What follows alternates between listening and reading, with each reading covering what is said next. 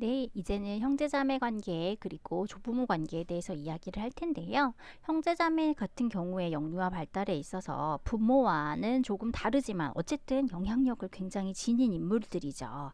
가족원의 수가 지금 현대사회에서는 줄어들고 있지만 아직도 많은 가정에서 영유아들은 형제자매와 함께 성장하고 있습니다. 이렇게 형제자매 관계는 평등하고 상호적이고 부모와의 관계보다 길고 지속적이죠. 그래서 부모가 책임을 다하지 못할 때 서로 필요한 도움을 주고받을 수 있는 상호 지지체계의 역할을 하는 것 또한 사실입니다. 형제자매 간의 상호작용은 또래 간의 상호작용과 상당히 유사한 부분이 있는데요. 상호 간의 관심과 애착뿐만 아니라 경쟁적이고 갈등적인 관계를 지니기도 하죠. 그래서 형제들은 긍정적인 감정 그리고 부정적인 감정 모두를 가지는 상당히 모호한 관계입니다. 그래서 형제 간의 상호작용은 뭐 이런 복잡성을 지니고 있지만 그렇지만 상호작용 간에는 굉장히 우호적인 부분이 있을 수 있다라고 이야기할 수 있겠습니다. 형제 관계 중에서 서로를 모방하려고 하는 경향도 굉장히 강하게 나타나고요. 동생이 그 형 또는 누나, 이 손이 형제를 모방하는 정도는 또 매우 심한 부분이 있죠. 그리고 보고 배워가는 부분들도 있고요. 그래서 형제자매 관계는 한 사람의 출생으로부터 시작이 되어서 성장하면서 비교적 비슷한 환경 특성을 공유한다라는 어떤 특징이 있죠. 그래서 발달 영역의 모든 부분에서 서로가 서로 간에 자극이 되고 상호작용을 하고 서로 간의 행동에 영향을 미치는 것 또한 사실입니다. 중요한 사실이죠.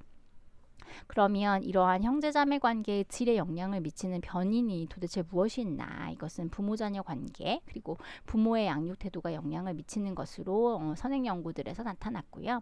어머니가 합리적인 태도로 양육을 하면 형제가 온정적이고 친해진대요. 그리고 권위주의적으로 통제를 하면 갈등적이고 또 권력적인 형제 관계를 나타낸 부분이 있습니다.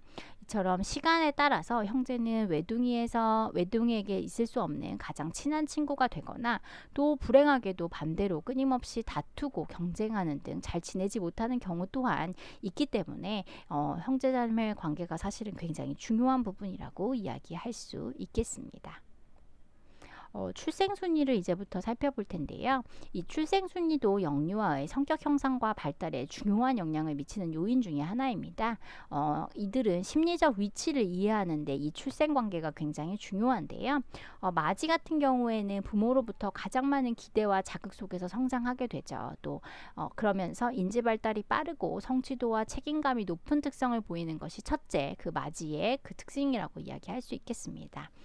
둘째는 출생 후에 자신보다 우월한 형이 항상 있죠. 형제 자매가. 그렇기 때문에 경쟁심이라는 것이 생기게 됩니다.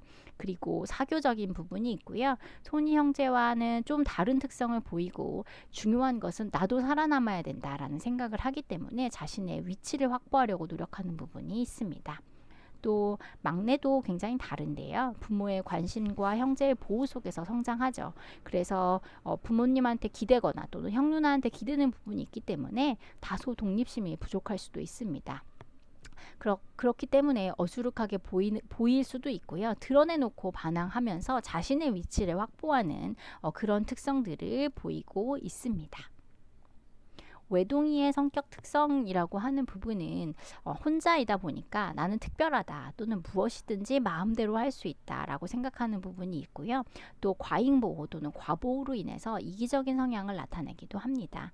또 그렇지만 외동이에 대한 다른 연구들에서는 지적 능력이나 성취 동기, 사교성 등에 있어서 형제 있는 아동과 차이가 없다라고 하는 것이 밝혀지기도 하였습니다. 또 형제 관계는 몇 살 차이냐 이 터울 간격에 따라서 다소 상이하게 나타나는 부분도 있고요. 형제 간의 경쟁 행위는 터울이 적을수록 심하게 나타나고 그러니까 한두 살 차이가 경쟁이 굉장히 심하다는 거죠. 그렇지만 터울로 인한 친밀감이나 동료의식이 어려움을 보완하고 또 또래 간의 경쟁에 처하는 방법을 가르쳐 준다라는 어떤 이점이라는 것이 분명히 존재합니다. 또 형제 간의 터울이 커지면 손위 형제는 또래보다는 부모나 교사와 같은 역할 모델의 기능을 수행하는 부분들도 있겠죠. 또 이번에는 조부모의 관계로 한번 살펴보고자 합니다. 조부모는 5가지 유형으로 정리가 될 수 있는데요. 우리가 이 현대 사회에 살다 보면 인간의 수명이 길어졌고 또 고령화 현상들이 나타나다 보니까 3대 가족 형태가 늘어나기도 하죠. 그렇기 때문에 조부모의 영향력이 뭐 줄어들었다라고 이야기하기에는 굉장히 어려운데요. 조부모는 손자녀의 영유아들의 삶의 큰 비중을 따라서 차지하게 되고 조부모들이 그 영유아의 발달에 직접적 또는 간접적으로 영향을 준다라고 이야기할 수 있습니다. 그래서 조부모의 양육 5가지 유형을 살펴보면 영향력 있는 조부모, 아동과 매우 친하고 빈번히 훈육을 포함한 부모의 역할을 수행하는 유형을 합니다. 또 지지적인 조부모는 친하다는 그런 면에서는 영향력 있는 조부모와 비슷하지만 부모의 역할을 수행을 하지는 않는 유형이 지지적인 조부모입니다. 권위지향적인 조부모를 한번 살펴보면 아동을 훈육하지만 아동의 삶에 아주 특별히 적극적이지 않은 유형이라고 이야기할 수 있고요. 수동적인 조부모는 아동 발달에 관여하진 않지만 영향력 있는 조부모나 지지적인 조부모의 모습도 보이지 않고 부모의 역할을 맡고 있지 않는 유형이라고 이야기할 수 있습니다. 분리된 조부모는 손자녀 발달에 전혀 관여하지 않는 유형이다라고 이야기할 수 있습니다. 조부모들은 간접적으로 부모를 통해 손자녀들에게 영향을 주거나 손자녀들 양육에 참여하는 경우에는 직접적인 영향을 미치기도 하는데요. 양육에 따른 스트레스만 잘 조절한다면 손자녀 양육은 조부모 자체에게 좋은 영향을 끼칠 수 있겠죠. 손자녀들이 성장하는 것을 지켜보고 또 그 과정에서 보람을 느낄 수도 있고요. 손자녀를 돌보는 활동을 통해서 정신적으로 건강해질 수도 있습니다. 또 조부모의 건강과 경제 상황, 정서적인 지원, 그리고 일시적으로 손자녀를 맡길 수 있는 시설을 지원하면서 손자녀 양육의 부담감을 줄여주는 방안 또한 제시될 수 있겠죠. 그래서 조부모들에게 본인들의 생애 발달 과업을 성취할 수 있는 기회를 주고 손자녀에게 긍정적인 발달을 지원해 줄 수 있기에 이 조부모 관계와 그러니까 조부모가 자녀들, 그러니까 손자녀들을 돌보는 것들이 굉장히 중요한 영향을 조부모들 자체에게 미칠 수 있다라고 이야기할 수 있겠습니다. 우리나라는 이제 다양한 가족 유형이 나타나고 있어요. 현대사회는. 그래서 예전에는 아빠가 돈을 벌고 엄마가 자녀들을 전업주부로서 자녀들의 성장을 지원하였다면 이제는 이 다양한 사회 현상들과 더불어 가족의 유형들도 나타났고 다양한 형태로 나타났고 그 가중에서 첫 번째로 맞벌이 가족들이 굉장히 증가했음을 알 수가 있죠. 그러면 맞벌이 가족이라고 하면 엄마가 가정주부의 역할 이외에 그러니까 그 자녀들을 돌보는 이외에 또 무엇을 하느냐? 사회인으로서 취업자인 그 삶을 살아가는 것이죠. 그래서 현대 사회에서 여성의 노동력이라는 것이 증가하고 있고 또 노동력을 필요로 하고 있고 여성의 교육 수준이 향상되어 가고 또 자신의 어떤 욕구를 충족시키기 위해서 자아 성취 욕구라는 것이 드러나고 있고 또 페미니즘 등의 어떤 그 이론적인 영향으로 여성의 취업이라는 것이 증가하고 있습니다. 그래서 취업문은 일과 가족 간의 균형이라는 것을 유지하면서 가정에서는 어머니, 아내로서의 역할을 맡고요. 직장에서는 직장인으로서의 역할을 다하는 등 굉장히 다양한 역할을 수행하는 것이 사실입니다. 그렇지만 이 과정에서 취업으로 인한 양육 부담은 스트레스로 나타날 수밖에 없고 취업모의 그 정신적인 건강을 해칠 수밖에 없다라고 이제 살펴볼 수가 있는데요. 이렇게 어머니의 취업 또 엄마의 취업으로 인해서 모 자녀 간의 상호작용이라고 하는 부분이 양적으로 또 질적으로 저하될 수밖에 없고 아동 청소년의 정신건강과 행동 문제와 직결된다라고 하는 여러 연구 결과가 있기도 합니다. 그러면 이 부분에 있어서 어떻게 해야 하느냐라고 하는 부분들에 대해서 다양한 연구들이 이루어졌는데 영아에서부터 12세까지 아동에 관한 종단적인 연구에 따르면 5, 6세 영유아의 경우에 어머니의 일하는 시간과 성적은 부적인 상관을 보이지만 아동이 자라면서 그러한 부적 상관관계가 사라지는 결과가 나타났다라고 이야기할 수 있죠. 또 나아가서 취업모의 자녀는 자립심과 독립심이 길러지고 또 또래 관계 등을 통해서 사회성이 발달되는 부분이 촉진될 수 있죠. 또 집안일도 함께하는 부모를 통해서 엄마 아빠가 서로 따로 역할을 하는구나 라고 하는 것이 아니라 서로 간의 팀처럼 일을 하는구나. 그래서 부모를 통해 성 역할에 대한 유연한 생각을 갖게 하는 부분이 또 장점이 될 수가 있죠. 그렇기 때문에 영유아의 발달에 미치는 어머니의 취업이라고 하는 부분이 나쁜 부분만이 아니다. 긍정적인 부분도 있다라고 하는 부분이 보고가 되었다라고 이야기할 수 있고요. 취업한 어머니의 경우에 여러 조건에 따라서 영유아의 관계에 미치는 영향이 달라질 수 있기 때문에 어머니가 영유아에 보내는 시간의 양과 질 부분에 관심을 기울여야 된다라는 거죠. 즉 취업을 했냐 안 했냐 상관없이 얼마나 많은 시간을 자녀와 보내느냐 또 그 과정에서 상호작용은 어떠하느냐 여부 등이 더 중요하다라고 이야기할 수 있겠습니다. 또 현대사회의 변화가 또 다양해지면서 한부모 가족이라는 부분이 굉장히 증대가 되고 있는데요. 부모가 사별을 했거나 또는 이혼으로 인해서 편부 또는 편모 가정 즉 엄마가 있는 가정 또 아빠만 있는 가정 이렇게 그 한부모 가족의 영유아들이 늘어나고 있는 것 또한 사실입니다. 한부모 가족의 경우에는 부모와 자녀 모두 경제적 심리적 어려움에 처할 가능성이 크죠. 그리고 이러한 요인은 영유아 발달에 부정적인 것으로 작용할 가능성도 높습니다. 이혼이 영유아 발달에 좀 더 부정적인 영향을 미칠 수 있다라고 선행 연구들이 알려져 있고요. 최근에는 서로 자녀를 양육하지 않으려고 하는 어떤 현상들 때문에 자녀들은 부모가 이혼한다라고 하는 사실 자체에도 상처를 받고 또 부모들이 자신을 거부하고 있다라고 하는 것에 또 다른 상처를 받게 되는 것이죠. 또 어린 영유아들은 인지적으로 어떤 미성숙한 부분이 있기 때문에 부모가 이혼한 이유를 이해하지 못하고 자신들의 잘못으로 부모가 이혼했다라고 하는 생각들에 잠기게 돼요. 그래서 죄책감이라는 것을 굉장히 큰 부분으로 이 아이들이 가져가기 때문에 이 부분에 대한 어떤 너희들의 잘못이 아니다라고 하는 부분들이 반드시 자녀들에게 전달돼야 될 부분들이 있겠죠. 자라면서 쭉 자신의 죄책감이라는 부분을 굉장히 크게 가져가기 때문에 이렇게 너의 잘못으로 우리가 잘못되었다라고 하는 우리 가족이 잘못되었다라고 하는 부분은 정말 아닌 부분에 대해서 그러니까 그러하지 않다라고 하는 부분에 대해서 자녀에게 반드시 설명해 줄 필요가 있겠습니다.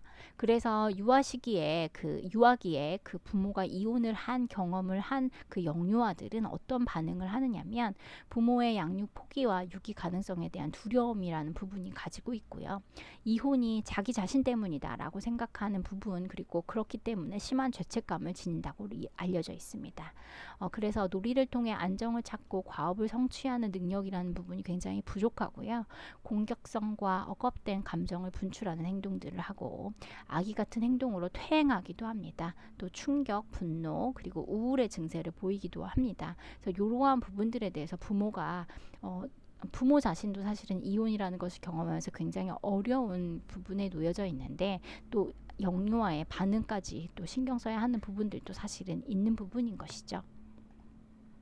그래서 이혼 이후에 자녀의 적응에 관한 연구들 중에 이혼이 자녀에게 부정적 영향을 미칠 것이라는 생각과 또 다른 결론을 제시하는 결과들도 있습니다. 이혼 이후에 시간이 좀 길수록 스스로 다양한 문제 해결 방식을 많이 이용할수록 또 부모의 이혼에 대한 태도가 긍정적일수록 양육하고 있는 부모와 개방적인 의사소통을 할수록 그리고 친권을 지니지 않은 부모와 접촉이 많을수록 부모의 이혼 후 생활에 훨씬 더 잘 적응하고 있다라고 하는 부분들도 알려져 있습니다. 따라서 시간의 흐름에 따라 자녀들도 부모의 이혼을 받아들이고 적응하고 있는 것으로 이해할 수 있겠죠. 한부모 가족이라고 하는 부분들이 증가하면 또 다른 파트로는 재혼 가족이라고 하는 부분들도 우리가 살펴볼 수가 있는데요. 이혼율이 증가하면서 재혼율도 점점 증가하고 있는 추세입니다. 그래서 재혼 가족이란 배우자 한쪽이나 양쪽 모두가 재혼으로 자녀가 있거나 없으면서 하나의 가구를 유지하는 남편과 아내로 구성된 가족을 이야기할 수 있는데요. 사별 후에 재혼을 하거나 이혼 후에 재혼하는 것들 모두 다 포함될 수 있겠죠. 이혼 후에 재혼 가족이 친족이나 전 배우자의 친족으로부터 지원을 거의 받지 못하는 반면에 사별 후 재혼 가족은 보다 더 많은 사회적 지원을 받는 것으로 나타났습니다. 그러면 부모의 재혼이 자녀에게는 어떻게 영향을 미치느냐를 살펴보면 자녀는 부모를 뺏겼다는 상실감을 맛볼 수 있고요. 자녀는 친부모의 애정을 다른 누군가와 공유해야 된다라는 사실 자체가 좀 어려울 수 있습니다. 또 부모의 재혼으로 자녀는 친부모들의 재결합에 어떤 희망을 포기를 해야 된다라는 부분, 또 부모의 재혼은 자녀에게 심리적인 충격을 주는 사건이고, 또 동거하는 친부모와의 그 어떤 안정적인 관계가 충격을 완화시킬 수도 있다라고 알려져 있고요. 자녀는 재혼한 부모가 또다시 이혼할까봐 하는 어떤 두려움이 지닐 수 있다. 또 자녀는 부모들과 친숙한 감정이 생기지 않은 채 부모의 훈육과 간섭을 받아야 한다라는 어려움이 있을 수 있다라는 거죠. 뭐 다양한 어려움들, 생활상의 그 어떤 변화들 때문에 어려움을 받기도 합니다. 이번에 살펴볼 가족은 조선 가족인데요. 부모와 동거하지 않고 조부모와 손자녀가 함께 살아가는 것을 이야기하는데, 이혼과 재혼에 의해서 손자녀를 양육하는 경우들도 있고, 또는 맞벌이 부부가 증가하면서 그 조선 가족이라고 하는 부분이 증가하고 있는 추세입니다. 조선 가족에서의 영유아들은 부모의 부재 때문에 생기는 어떤 감정적인 부분들이 있는데요. 우울, 불안, 분노 등의 심리 정서상 문제가 있을 수 있고요. 또 학습 장애와 인지 능력 저하까지 미칠 수 있고, 조부모 같은 경우에서 살펴보면 신체 능력 저하와 만성 질환으로 손자녀 양육에 신체적인 부담이라는 것을 느낄 수 있겠죠. 또 생활비에 대한 부분들, 손자녀 양육으로 인한 스트레스, 또 그러다 보니까 이 손자녀를 학대하거나 방임하는 문제들도 생길 수 있습니다. 현대사회에서 조부모는 서로 놓여져 있는 상황이 다 다르죠. 이렇게 각기 다른 상황에서 자녀의 실제적인 양육자로서 다양한 역할을 담당해 가고 있는 것 또한 사실입니다. 그러면 이 과정 중에서 다양한 가족 유형이 늘어나고 있는 부분들도 살펴볼 수가 있는데요.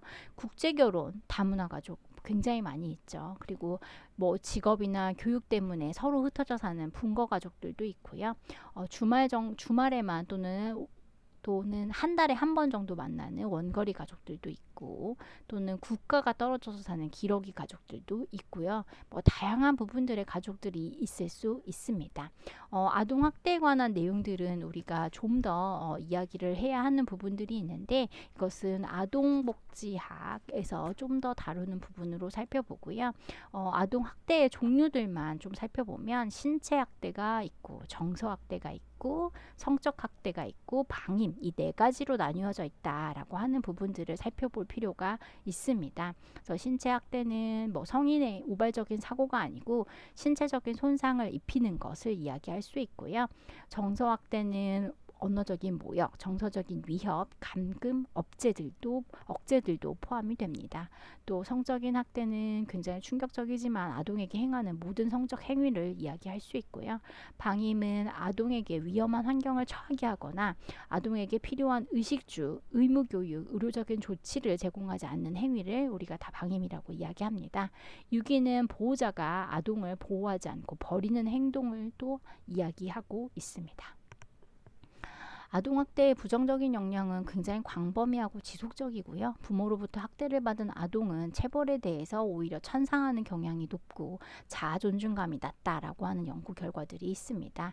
이들은 우울, 불안과 같은 증세, 그리고 심리적 내면의 문제뿐만 아니라 다른 사람에 대한 공격성, 비행, 폭력 같은 외적인 행동 문제도 일으킵니다. 또 사회적인 기술이 미숙하고 정서적인 통제의 부분에서도 굉장히 어렵죠. 또 아동학대가 가정 내에서 행해지는 비율이 굉장히 높기 때문에 가정 환경을 주의 깊게 다루어야 될 필요가 있고요. 아동학대가 발생하지 않도록 가정과 사회의 지속적인 관심과 예방책이 필요합니다. 사실은 아동학대는 1시간으로는 굉장히 부족한 파트이고요. 지금 우리가 살펴본 부분은 아동학대의 종류 4가지가 있다라고 하는 부분, 그리고 이것이 어떠한 영향을 미치는지에 대한 간략한 부분이고, 보다 더 다른 부분에서 다른 과목에서 더 자세히 배울 수 있을 거라고 생각해 봅니다. 네, 수고하셨습니다.